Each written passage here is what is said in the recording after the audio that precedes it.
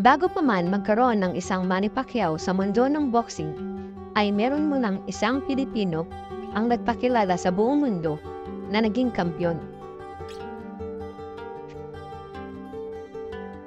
Ito ay walang iba, kundi si Luisito Espinosa. Si Luisito Pio Espinosa ay pinanganak noong June 26, 1967. Si Luisito Espinosa ay isang Pilipino na dating profesional na boksingero na nakipagkompetensya mula 1984 hanggang 2005. Siya ay naging world champion sa dalawang klase ng timbang na hawak ang titulo ng WBA Bantamweight mula 1989 hanggang 1991 at ang titulo ng WBC Featherweight mula 1995 hanggang 1999.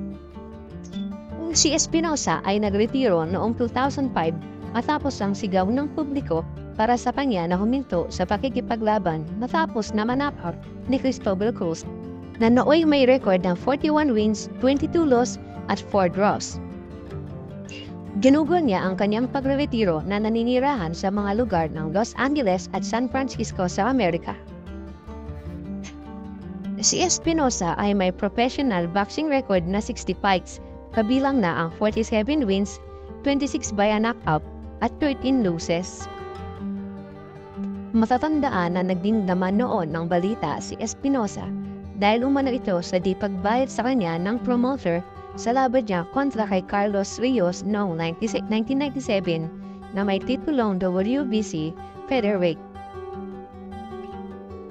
Ang event na iyon ay nipiniromote ng dating manager ni Manny Pacquiao na si Rod Nazario, veteran matchmaker Lito Mondihar, at ang dating governor ng Cotabato na si Hilario de Pedro III.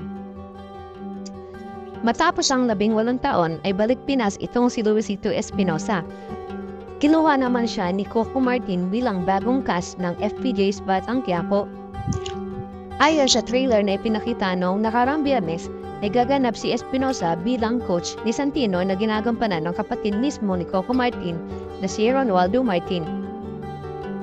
Laking pasasalamat naman ni Luisito Espinosa kay Coco Martin dahil binigyan siya ng pagkakataon na maging bahagi ng kanyang teleserye. Kaya abangan ang dating world champion na si Luisito Espinosa gabi-gabi sa FPJ's Batang Quiapo.